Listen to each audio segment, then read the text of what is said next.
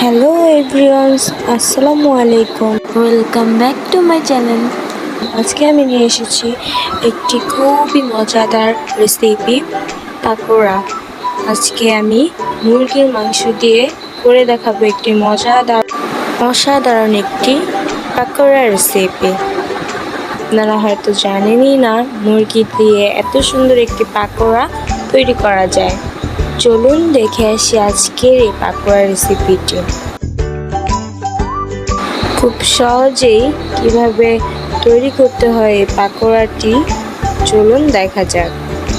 যদি আজকের এই রেসিপিটি আমার ভালো লেগে থাকে অবশ্যই লাইক, কমেন্ট, শেয়ার করতে ভুলবেন না। আর আমার চ্যানেলটি যদি আপনারা এখনও সাবস্ক্রাইব না করে থাকেন তাহলে সাবস্ক্রাইব করে পাশে থাকা বেল আইকনটি বাজিয়ে রাখবেন, যাতে করে আমার নতুন ভিডিও ছাড়ার সাথে সাথে আপনারা ভিডিওগুলো দেখতে পান। তো দেরি না করে চলুন দেখা যাক আজকের এই রেসিপিটি। তো আজকে আমার এই পাকোড়াটি তৈরি করতে মিশ্রণ তৈরি করতে হবে, তাই আমি এখানে নিয়ে নিয়েছি পেঁয়াজ কুচি, কাঁচামরিচ কুচি, ফাঁকি, গুঁড়ো মরিচ এবং হলুদ আর লবণ। আর এখানে নিয়ে নিয়েছি একটি কাটা লেবু, গোলমরিচের গুঁড়ো, এখানে তেলে রাখা জিরে ফাঁকি করে নিয়েছি। আর নিয়েছি সয়া সস, এটার দাম মাত্র 50 টাকা, বাজারে পাওয়া যায়। আর নিয়ে নিয়েছি আদা রসুন পেস্ট আর জিরা পেস্ট, মুরগির মশলা, ম্যাজিক মশলা আর হচ্ছে টমেটো সস। এবার পাকোড়ার জন্য আমার লাগবে হচ্ছে ছোটো ছোটো করে কেটে নেওয়া এই মুরগির মাংস। আমি পাতলা করে কেটে নিয়েছি। পাকোড়ার জন্য এই পাতলা করে কেটে নেওয়াটাই মুরগির বেটার, কারণ সিদ্ধ হতে ভালো হবে। এখন আমি সবগুলো উপকরণ একটা একটা করে মাখিয়ে নেব। এখন আমি দিয়ে দিচ্ছি 2 টেবিল চামচ ফাঁকি মরিচ এবং আধা টেবিল চামচ ফাঁকি হলুদ,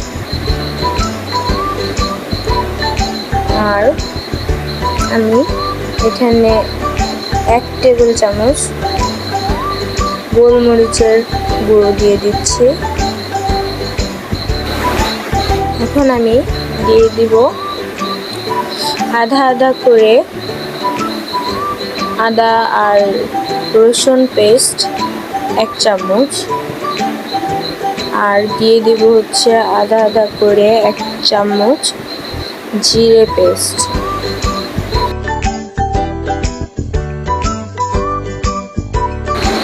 এরপর আমি দিয়ে দিচ্ছি 2 টেবিল চামচ সয়া সস। চেষ্টা করবেন পাকোড়াতে এই সয়া সসটা দেওয়ার জন্য। সয়া সসটা দিলে স্বাদটা আরও বেশি বেড়ে যায় এবং মজা হয়, তাই আমি সয়া সসটা দিয়ে দিলাম। তারপর দিব হচ্ছে 1 টেবিল চামচ জিরে ফাঁকি, 1 টেবিল চামচ মুরগির মশলা, আর দিব হচ্ছে ম্যাজিক মশলা 2 প্যাকেট।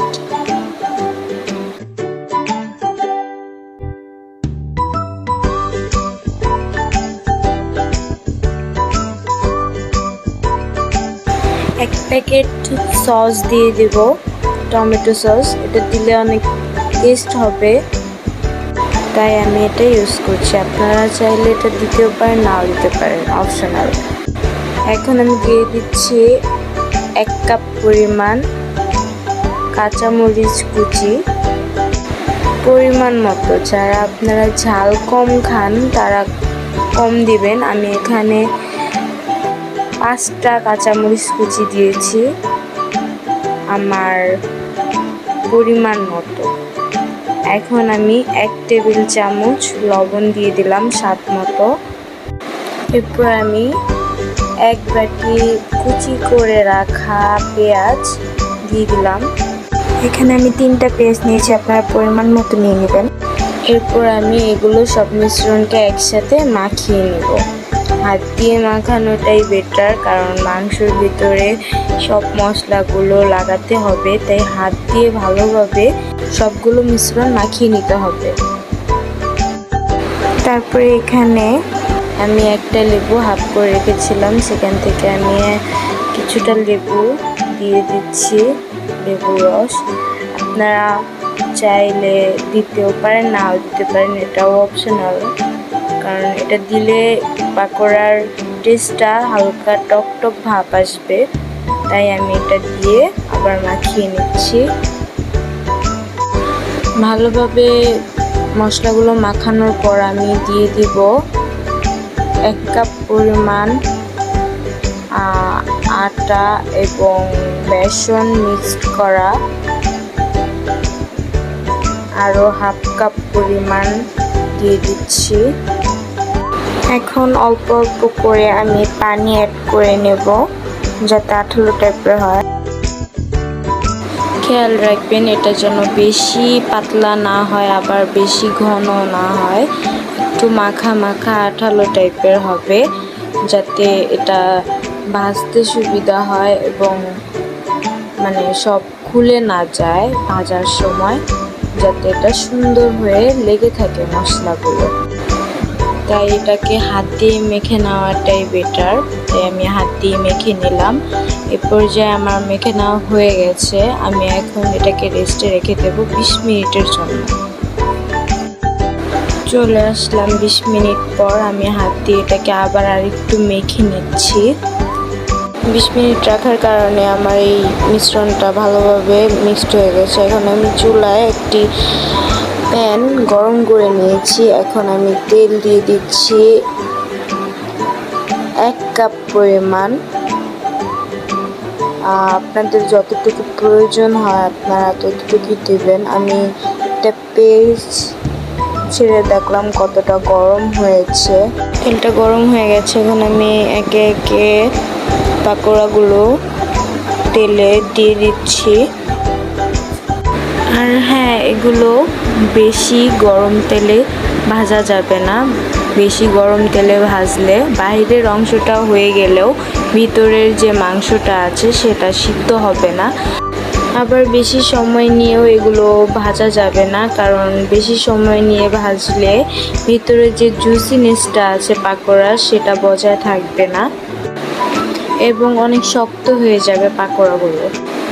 তো টাইমের হিসাবে যদি আমি বলি, আমার এই পাকোড়াগুলো ভাজতে লেগেছিল 5 থেকে 6 মিনিট। যেহেতু আমরা এই পাকোড়ার মধ্যে কিছুটা লেবুর রস দিয়েছি, তাই সিদ্ধ হতে বেশিক্ষণ লাগবে না। আবার আমরা এটাকে কিছুটা সময় ম্যারিনেট করে রেখে দিয়েছিলাম, তাই বেশি সময় লাগবে না। আমার 5-6 মিনিট লেগেছিল। আর আমার এখানে চুলার আঁচটা ছিল মিডিয়াম লোতে, তো সেই হিসাবে আমার পাকোড়াগুলো ভাজতে বেশি সময় লাগবে না সিদ্ধ হতে। ভালোভাবে উল্টে পাল্টে এটাকে ভেজে নিয়েছি আমি।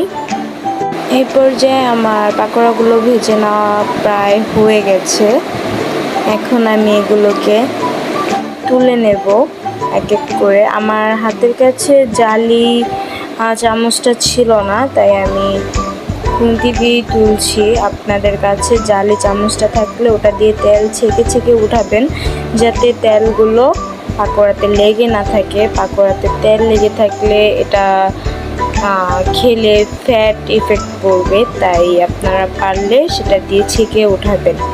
এরপর আমি পাকোড়াগুলোকে একটি পেপার টাওয়ালের উপরে রেখে দিলাম, যাতে করে এক্সট্রা তেলগুলো পেপার টাওয়ালটা সোক করে নিয়ে যায়। এখন এটাকে পরিবেশন করতে পারেন আপনারা টমেটো সসের সাথে। আমি এটাকে টমেটো সসের সাথে সার্ভ করেছি। আপনারা চাইলে অন্য যে কোনো সসের সাথে এটাকে সার্ভ করতে পারেন। বাসায় ছোট থেকে বড় সবাই এটা খেতে পছন্দ করবে। আপনাদেরকে একটু কাছ থেকে দেখাচ্ছি, দেখেন কতটা ক্রিস্পি হয়েছে এবং ভিতরে জুসিনেস বাইরে থেকেই দেখা যাচ্ছে প্রোটিনটার কারণে। মিশ্রণটা যেহেতু হালকা একটু আঠালো ছিল, তাই এটা বাইরে থেকে ক্রিস্পি হলো, ভিতরে জুসিনেস হয়েছে। আমি ভিডিওতে দেখাতে পারিনি ভেঙে। এটা আপনারা চাইলে বাসায় ট্রাই করে দেখতে পারেন কতটা সুস্বাদু ছিল পাকোড়াগুলো খেতে। আশা করি সহজভাবে দেখানো এই পাকোড়া রেসিপিটি আপনাদের ভালো লেগেছে।